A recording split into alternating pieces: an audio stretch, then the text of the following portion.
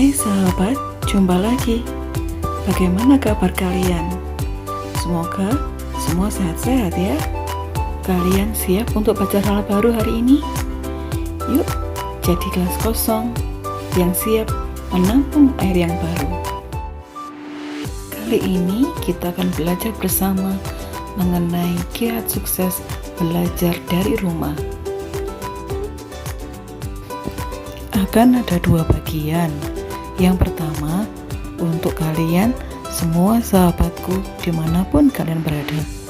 Dan yang kedua, bagi teman-temanku yang satu sekolah denganku.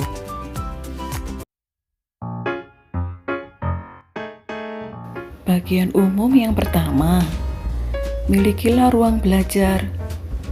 Temukan area khusus di rumah sahabat. Yang paling penting, sahabat bisa duduk dengan nyaman dan fokus. Sahabat, apakah kalian juga pernah merasa bosan atau stuck ketika ikut pembelajaran, baik itu via Zoom, Meet, atau yang lainnya? Kalau kalian pernah, maka sama. Maka tips dariku adalah, yuk kita buat catatan. Sebab dengan membuat catatan, pikiran kita tetap terlibat dan isi materi tetap bisa kita ikuti dengan baik. Sahabat, kita memang punya jadwal dari sekolah. Namun ternyata itu tidak cukup. Yuk kita buat jadwal tentang daftar hal-hal yang harus kita pelajari atau kita kerjakan. Mari kita bagi lagi daftar itu menjadi tugas kecil atau sederhana dan tugas besar atau tugas yang sulit. Dan ketika kita akan mengerjakan tugas yang besar atau sulit, kita butuh energi yang cukup banyak. Tips berikutnya adalah kurangi gangguan. Yang pertama, tanamkan dalam pikiran kita bahwa kita ada di sekolah, bukan di rumah. Maka pasti kita akan bisa berpakaian dengan rapi, kita on cam dan konsentrasi.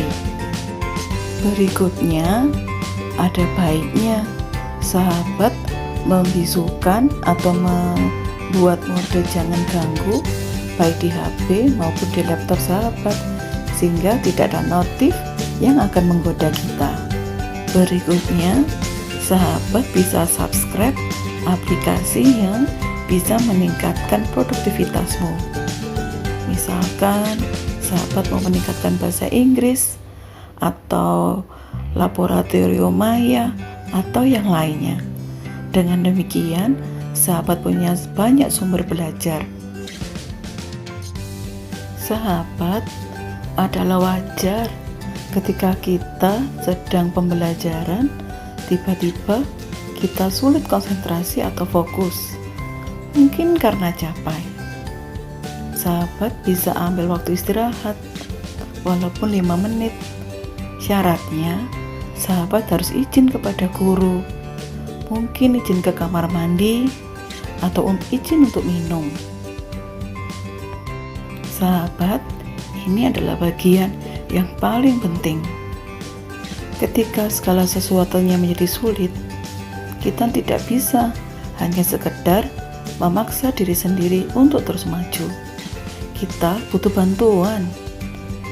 Tanya kepada orang tua, hubungi guru kita, atau carilah bantuan dari teman-teman sekelas. Dukungan akan selalu ada kok kalau kita memintanya. Jadi, yuk bicara dan minta bantuan. Sahabat, kita juga perlu untuk membuat checklist. Mari kita buat jurnal untuk melacak kemajuan kita. Atau mungkin ada pertanyaan yang ingin kita tanyakan kepada guru atau teman kita tentang pembelajaran kita, supaya tahu mana yang sudah dikerjakan dan mana yang belum. Sahabat, belajar dari rumah bisa jadi sulit, tapi bukan berarti tidak bisa dicapai.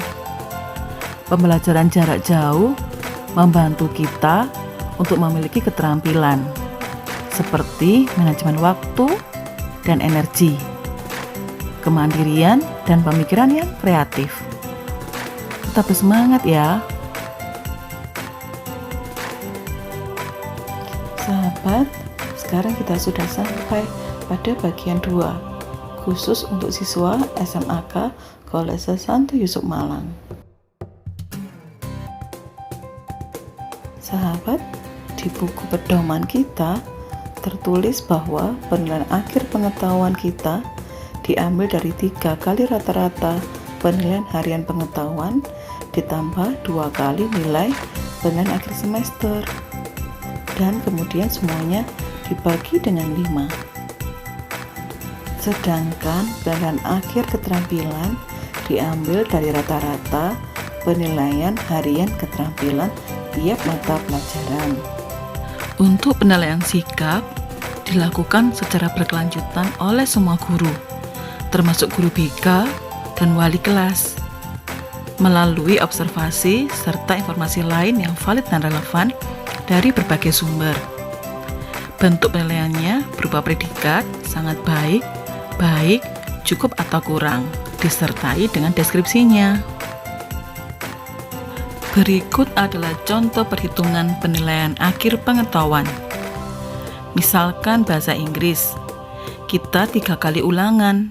Ulangan pertama mendapatkan nilai 80, nilai kedua 74, nilai ketiga kita 85, dan PTS kita 79.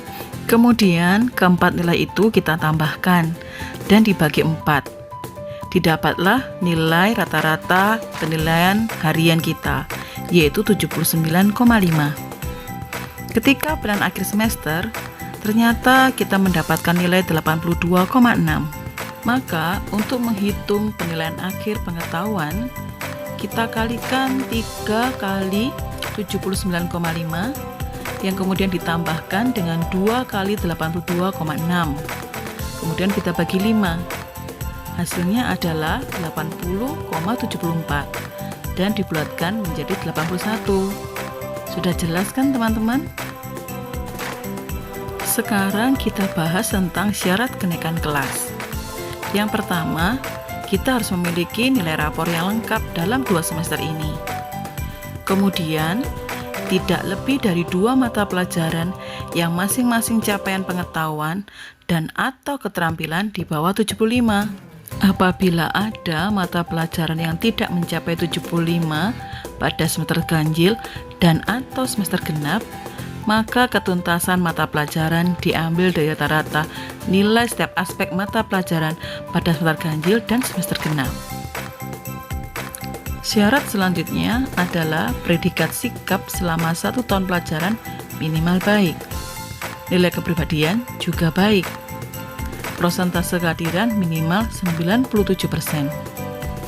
Keputusan kenaikan kelas bagi peserta didik ditetapkan berdasarkan kriteria di atas dan rapat pleno Dewan Guru. Baik sahabat, mari kita lihat contoh perhitungan kenaikan kelas berikut ini. Misalkan sahabat kita si A masih kelas 10. Di semester 1 karena masa adaptasi, maka ada 6 nilai yang tidak tuntas. Namun sahabat kita ini terus berjuang, sehingga hanya ada 1 nilai yang tidak tuntas ketika semester 2. Maka semester 1 dan semester 2 ini akan dirata-rata, dan didapatkan hasil hanya ada 2 mapel yang tidak tuntas. Maka sahabat kita yang kelas 10 ini berhasil naik ke kelas 11.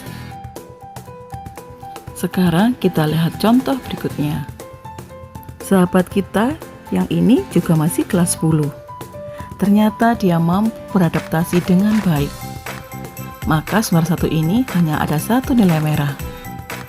Sayangnya sahabat kita ini terlena, dia lengah. Jadi di semester 2 ada 4 nilai yang tidak tuntas. Sekarang mari dirata-rata pada semester 1 dan 2 ini. Sayangnya ada 3 mapel yang tidak tuntas. Maka sahabat kita ini gagal untuk lanjut di kelas berikutnya. Sayang bukan teman-teman? Maka dari itu, ayo kita tetap bersemangat.